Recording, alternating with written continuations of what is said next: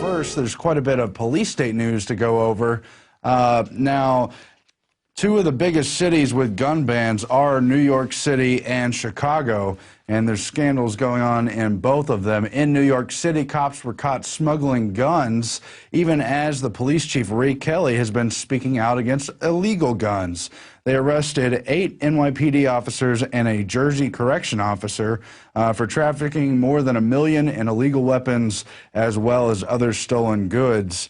There's more details on that story, of course, but basically, you've got disarmed citizens and police as part of the racket. Now, people like Zbigniew Brzezinski wrote about this in his book, Between Two Ages. I read the quotes last week, where as the system becomes more and more integrated globally, organized crime itself becomes part of the system that is meant to check crime.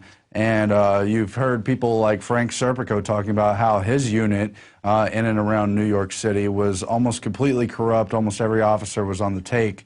We're not saying that's the case today, but it certainly doesn't give good officers a good name. In Chicago, a cop is now under scrutiny for shooting a suspect 3 times in the back of the head after shooting what turned out to be a total of 16 shots. He ran from police after a domestic abuse complaint, and then this video that we're about to show shows an officer hitting him 3 times in the back of the head. Now, the suspect was Flint Farmer, and the officer was Geraldo Sierra. Sierra, well, there's the shots right now. You can see him in slow motion, and he was lying on the ground already. So if he was in custody, why would they shoot him in the back 3 times? Why would they have to do that? Now, this officer, Sierra, shot 2 other people within a 6-month period, one other case fatal. His case is now under investigation, but as the Chicago Tribune points out, there's not a very good track record over the past decades of Chicago police investigating itself, so we'll keep an eye on that situation. Now, on the other side of police state news, you don't just have corruption, but you have more and more a police state image being sold to the American people. Now, we wanted to show this Mazda ad before we get into some of the tracking technology to show how they're literally selling you on the idea of a car setting you free and increasing police state here in this prison ad right now.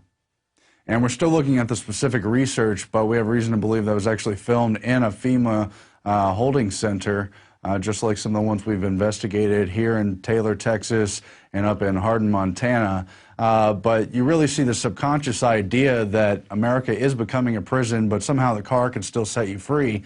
Now, we know that's not true. Right now, let's talk about some of the OnStar technology admissions that they're indeed tracking drivers, selling the data to police and other law enforcement, as well as to third parties. We share selected information with the following third parties: law enforcement or other public safety officials. Now, OnStar is, of course, not the only technology. There's all kinds of companies involved in all kinds of tracking schemes, some of them in vehicles, some of them in other areas. We know that TomTom, the popular GPS company, was caught selling data to police, who then used that data to create speed traps, even though that's not quite as bad as other uses that could come up. TomTom had been unaware that Dutch police were using the data to choose locations for speed traps, and that the company would prevent that type of usage in the future. So that's a report where they apologize after having to admit kind of a limited hangout.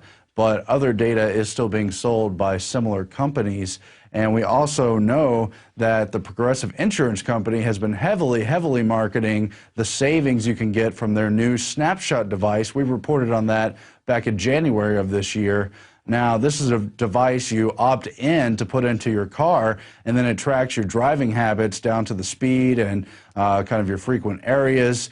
But they do tell us in this disclaimer that we will not share Snapshot data with any third parties unless it's necessary to appropriate your service from insurance policy, unless it's necessary to prevent fraud, unless we're performing research, or unless we're complying with the law. So performing research would, of course, include marketing research and plenty of other stuff. So there's part of the Big Brother system, part of the car, but you have freedom if you get a Mazda. And, well, I guess I'll let it speak for itself. At the same time, there's a new unmanned border checkpoint going on in Texas between Big Bend National Park and the accompanying city in Mexico, Boquillas del Carmen. U.S. Customs agents stationed miles away will remotely scan travelers' documents, allowing visitors to pass easily between Big Bend and the Mexican village of Boquillas del Carmen, which has fallen on hard times as beefed-up border security has cut down on U.S. visitors. Yeah, you bet it has.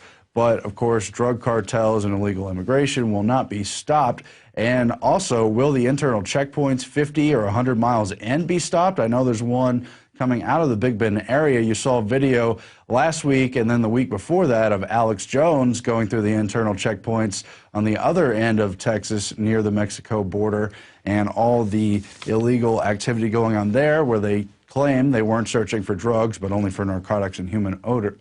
And, well, you see how that goes. It's all unconstitutional, and the idea of border security is just an illusion. And welcome back from break. Again, I'm Aaron Dykes sitting in, and Alex will return tomorrow. Coming up later in this long news segment, we have an interview with Mike Adams. But first, we just wanted to highlight some of the Occupy protest footage in Sydney, Australia, where police became violent while removing protesters. Now, there is no hard fast rule for free speech in Australia. However, political speech is supposed to be protected. It's a very glorified so-called right as long as it's not hate speech, blah, blah, blah. Nonetheless, why did police go to these measures? Let's cue the video. Police from the Critical Incident Response Unit, the riot squad, people from uniform, even people with search and rescue gear on. Police are dragging these protesters out. As you can see, they're being held by their arms, their legs. We've been tweeting about this, we've been updating our website, but now things have just taken an absolute turn. All that stuff. Now, it's hard to believe these police are going to get it by the time the bankers come for their pensions and so forth. These Occupy Sydney protesters have vowed to come back in force in 3 days from the time of that video. I think that's on the 26th, which is tomorrow. We'll see what happens there.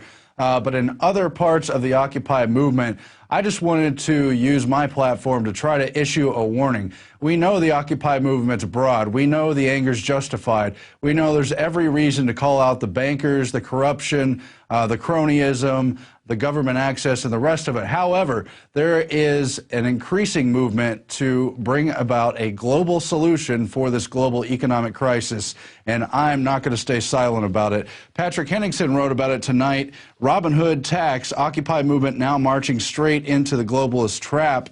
There it is, and he warns that Adbusters, the very group that helped form the very first Occupy movement protest, has called for a global taxation system under a new global government body, basically for a Robin Hood tax, better known as a Tobin tax, that would tax shares, bonds, derivatives, but also pensions.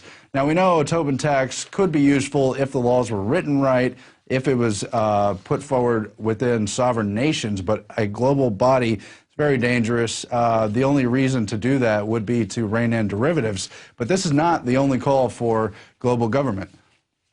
There was also last week Kurt Nemo's article on the call for global governance from people like Noam Chomsky and others who want global democracy, and they wrote a manifesto calling for the way they'd like to go about that. That's tied in with the United Nations Parliamentary Association. They say instead of calling for abolishing global networks like the IMF, WTO, multinational banks, the G8, G20, European Central Bank, and the UN Security Council, the manifesto calls for simply democratizing them. and they're going to take these and similar demands to the G8, G20 protest coming up in a short time period from now. We have some of the video here from their creepy call for one world global democracy. United for global democracy. United for global democracy. October 15th, 2011. On October 15th, 2011. United in our diversity. United in our diversity. United for global change. United for global change. We demand global democracy. We demand global democracy. Global governance by the people, for the people.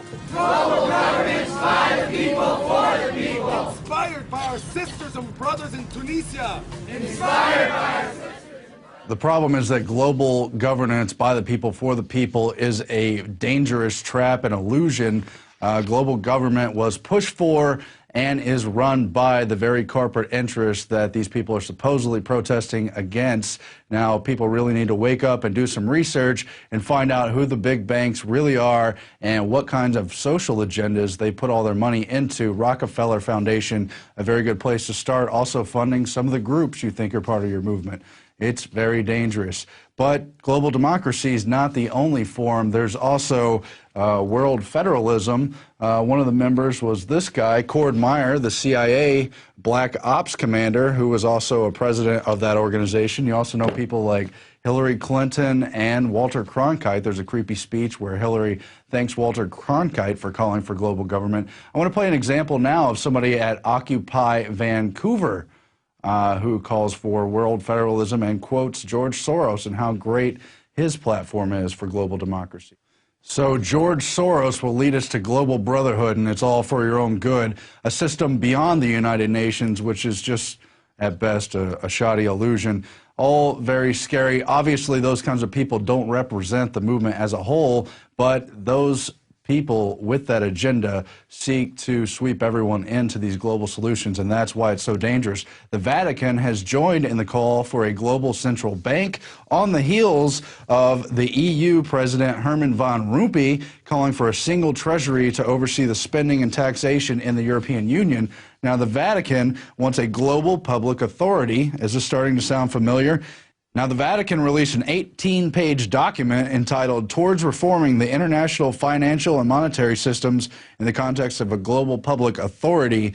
And the Vatican's Justice and Peace Department commented that, quote, this should be music to the ears of the Occupy Wall Street demonstrators and similar movements around the world who protested against the economic downturn. That quote was in CNBC. Another Reuters quote says, this should please the Occupy Wall Street demonstrators. You can see where that's a talking point. Reuters, however, has edited this article and updated it. Occupy Wall Street protesters this month sparked similar anti-capitalist movements around the world. So they're trying to draw in this anger and sentiment, righteous as it may be, from the Occupy movement into a global solution. That's what's dangerous here. Not that the Vatican in particular will have their document come to fruition, or the World Federalists who openly call for world global taxation system. Not that their solution in particular will be adopted, or any one solution, but that they're moving in that direction, trying to sell the public.